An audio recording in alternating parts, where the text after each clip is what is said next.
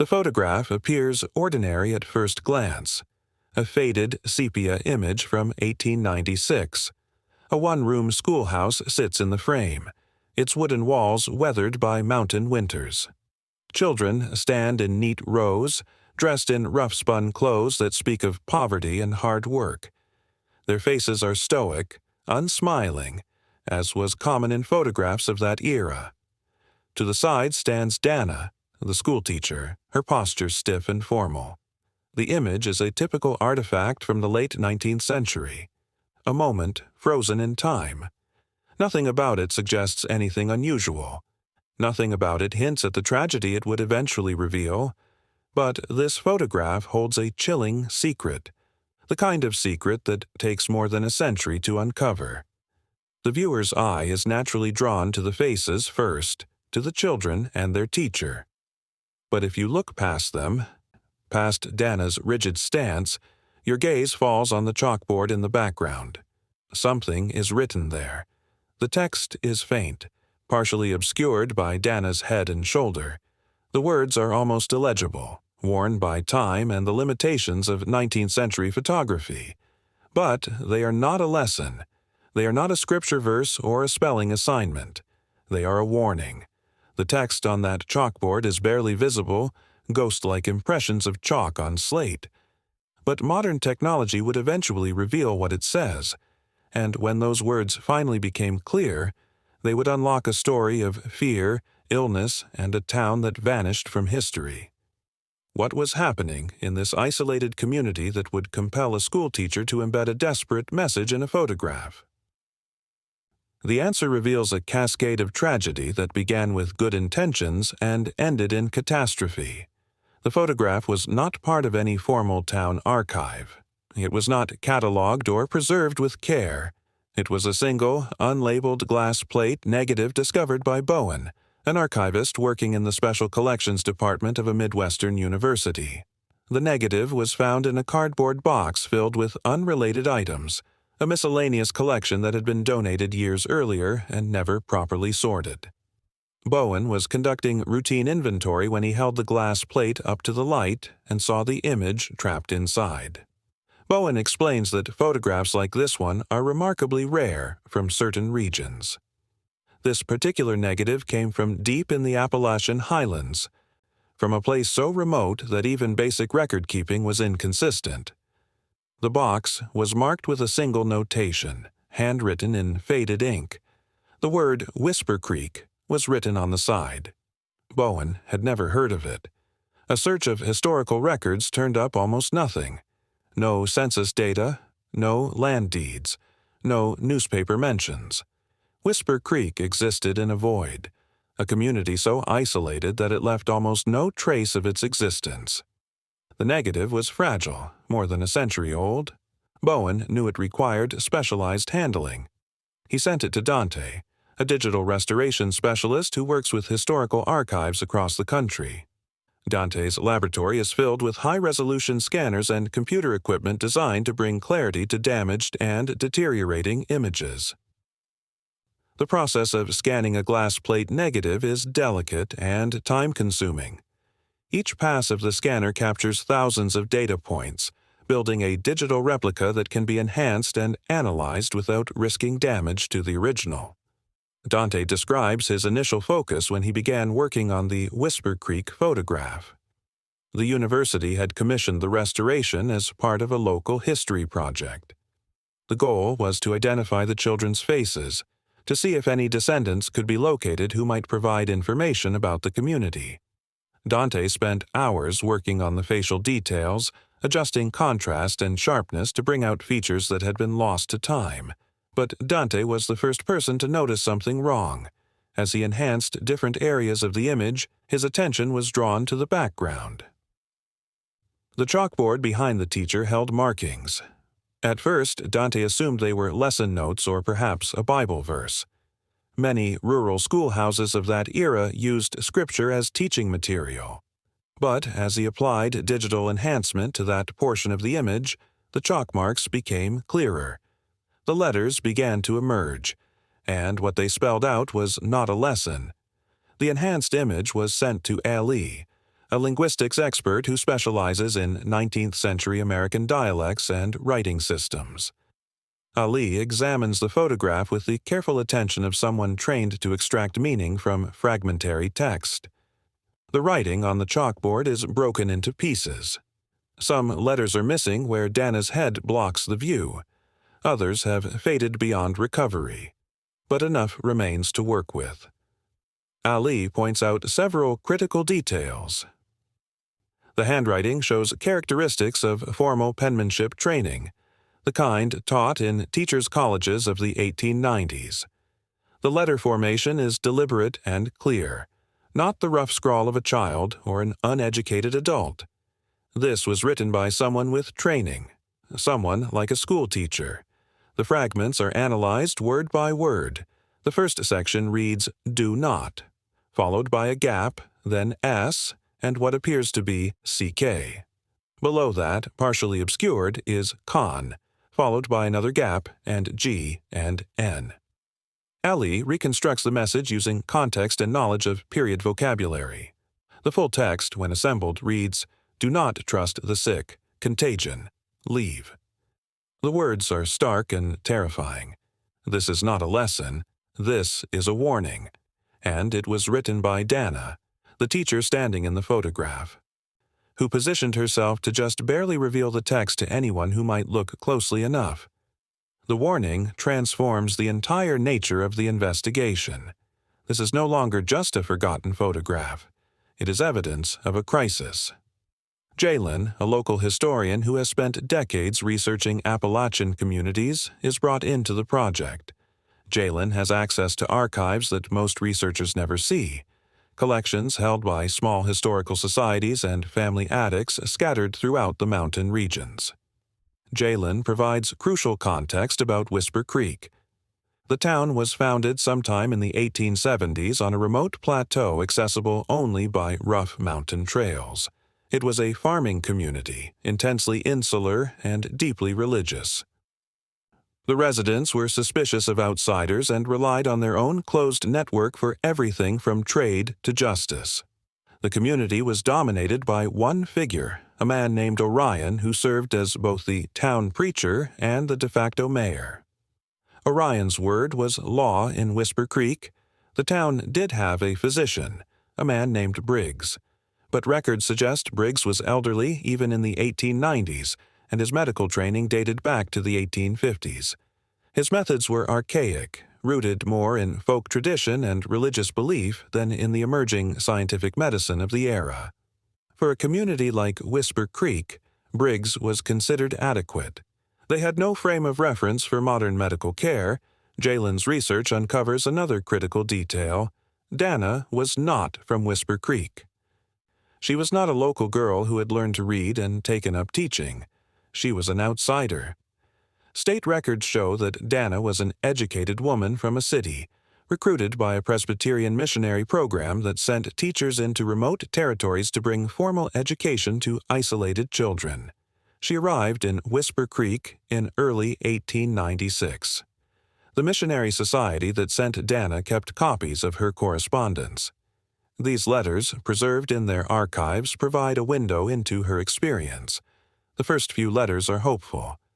Danna writes about the landscape, the challenges of the mountain winters, and the children she is teaching. She describes them as bright but fearful, their minds sharp but constrained by the narrow worldview of their community. She mentions the town's strange customs, the way Orion controls every aspect of life, the suspicion with which the townspeople regard her. But then the tone of the letters shifts. It happens in late summer of 1896. Danna writes about a strange illness affecting some of the children. The symptoms are unusual and frightening. High fevers that spike without warning. Vivid hallucinations that cause children to scream about things that are not there. Paranoia and aggression that is completely out of character. And a dark rash that spreads across the skin like a stain.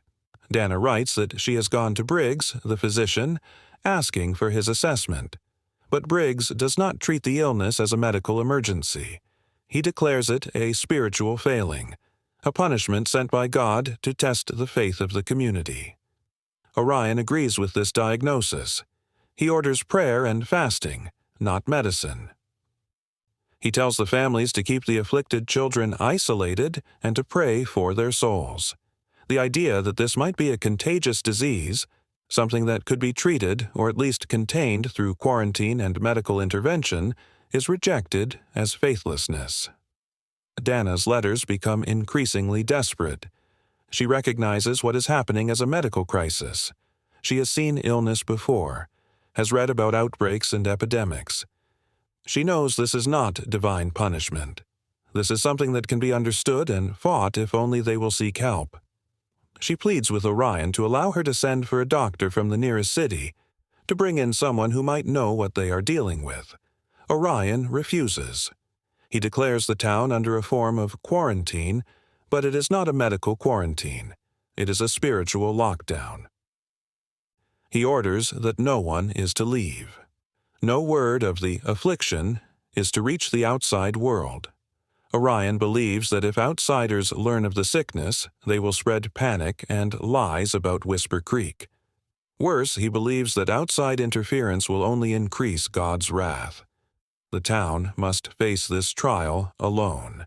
Danna's outgoing mail is seized. She is not imprisoned, but she is trapped. The town is too remote to walk out of, especially for a woman alone with winter approaching. The trails are dangerous, and Orion has made it clear that anyone who tries to leave will be stopped. Danna is now a prisoner in Whisper Creek, watching as the sickness spreads and the town's response grows more irrational. The investigation into the photograph takes a new turn. Who took this picture? Why was it taken? Jalen explains the role of the itinerant photographer in late 19th century America. These were men who traveled enormous distances, crossing rough and often dangerous terrain to make a living.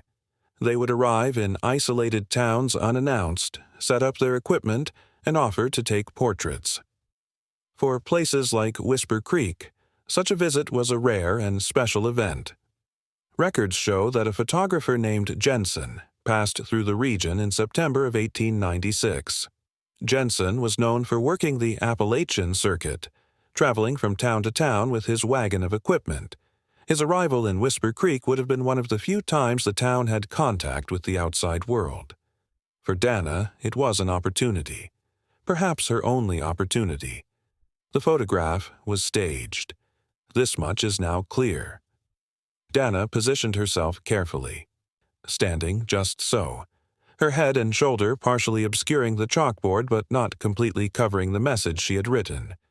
She was banking on Jensen seeing it, understanding it, and carrying word of it back to civilization. The warning on the chalkboard was not for the children. It was not even for the people of Whisper Creek. It was a message for Jensen, a desperate plea for him to alert the outside world to what was happening in this isolated town. But what happened to Jensen? This becomes the next critical question. Records from his photography business, preserved by his family, show that he left Whisper Creek in late September. His route would have taken him back through the mountain trails toward the nearest town with a rail connection. But Jensen never arrived. His wagon was found abandoned on a trail approximately 20 miles from Whisper Creek. His equipment was there, his photographic plates, including the one from Whisper Creek, his supplies. But Jensen himself was gone. He was never seen again. The mystery deepens. What happened to Danna? The Missionary Society lists her as lost in service, a euphemism used when a missionary disappeared and was presumed dead. There are no further letters. There are no reports of her return. She simply vanishes from all records after September 1896. Jalen's search expands. Months of digging through obscure archives finally yield a critical piece of evidence. A journal, handwritten and water-stained, is discovered in the estate collection of a family that left the region in the early 1900s. The journal belonged to Dakota, a child who was in the Whisper Creek school photograph. Dakota's face is there, third from the left in the front row, a small figure in a patched dress. Dakota's journal explains what happened after the photograph was taken. She was one of the lucky ones. Her grandmother lived in another town, and when the sickness began to spread, her father defied Orion's orders and sent Dakota away. She was smuggled out on a supply wagon before the full quarantine was enforced. The journal describes what she witnessed before she left and what she later heard from the few other survivors who managed to escape the doomed community. The town descended into madness. Orion preached that the sickness was a test of faith, that those who fell ill were being judged and found wanting. The afflicted were declared unclean and locked in their homes. Families turned on each other. Paranoia spread faster than the disease itself. Orion specifically targeted Danna, the outsider, claiming that she had brought the sin that caused the plague.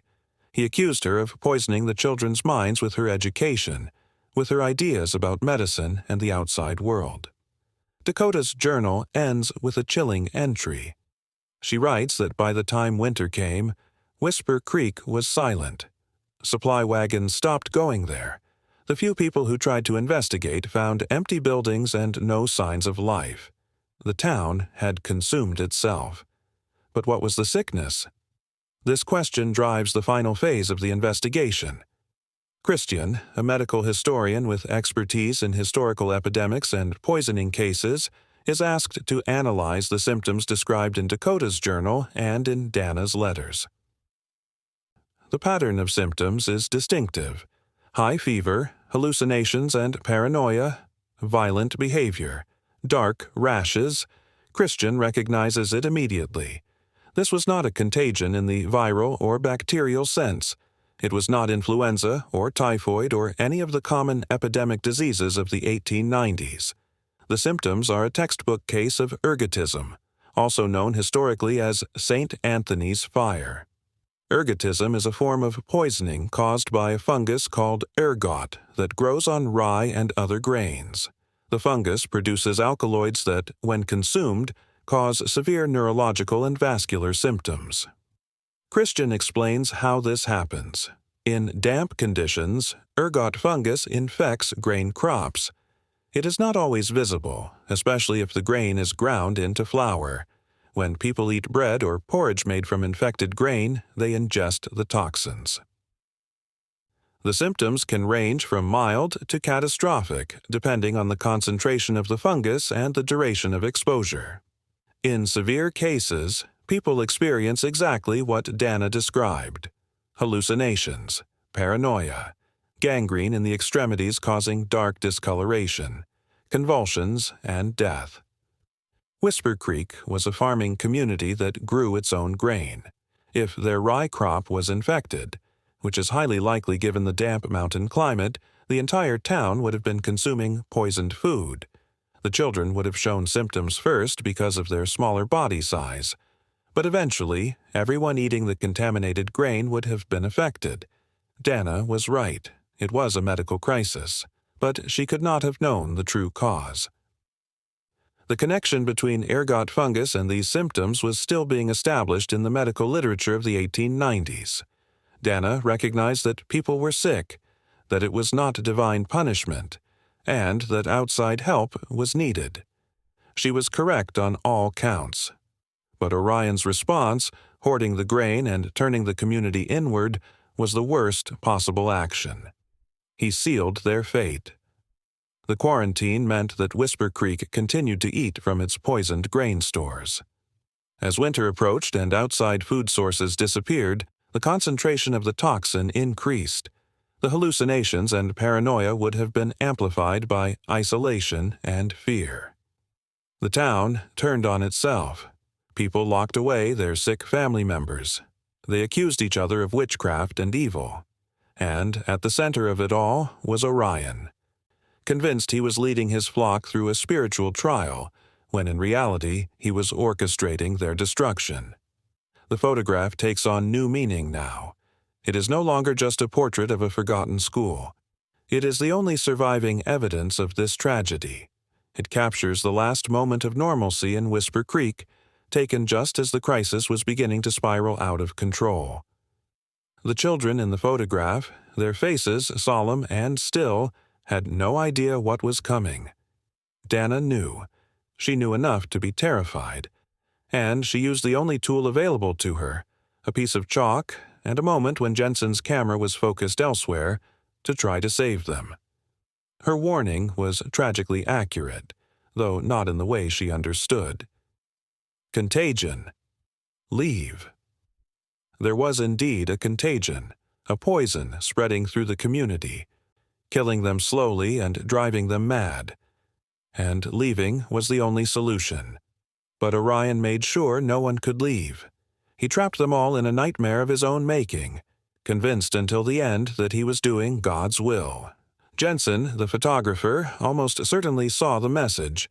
He was trained to examine every detail of his photographic plates. When he developed the negative from Whisper Creek, he would have seen the words on the chalkboard. Perhaps he tried to get help. Perhaps he tried to return with authorities. The fact that his wagon was found abandoned on the trail suggests that something happened to him. Whether he fell victim to the same poisoning, whether he was caught by someone from the town, or whether he died of exposure in the wilderness, no one knows.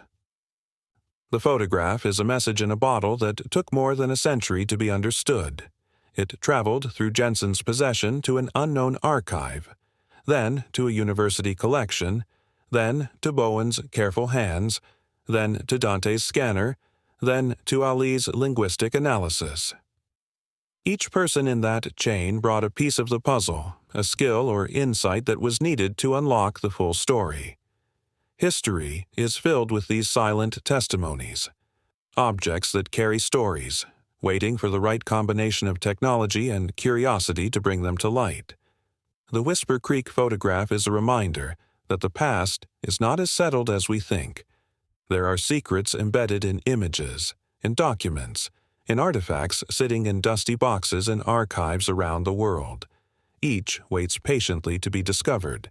The town of Whisper Creek is gone. No buildings remain. The plateau where it once stood is overgrown with forest. There are no descendants because there were no survivors, save for the handful of children like Dakota who were sent away before the final collapse. The town was too remote and too unimportant to warrant investigation at the time. It simply disappeared and no one noticed. But the photograph survived. And now, more than 125 years later, we know what happened. We know that a young teacher named Danna tried to save a community that did not want to be saved. We know that she understood the danger when those around her did not. We know that she took a desperate chance, writing a message that might never be seen, might never be understood, might never reach anyone who could help. And we know that sometimes the most ordinary objects contain extraordinary stories. A photograph that looks normal at first glance can hold within it a warning that echoes across more than a century. The faces of those children, frozen in that moment, remind us that history is not just made of great events and famous people. It is made of small tragedies, of isolated communities, of individuals trying desperately to do the right thing in impossible circumstances. What other secrets are hidden in the old photographs sitting in your attic? What messages are waiting in the documents that your family saved? What stories are trapped in images that seem ordinary but hold extraordinary truths? Look closely. Examine the backgrounds. Read what is written on the chalkboards and the walls and the signs. History speaks to us if we are willing to listen carefully and pay attention, and sometimes that message is a warning we desperately need to hear.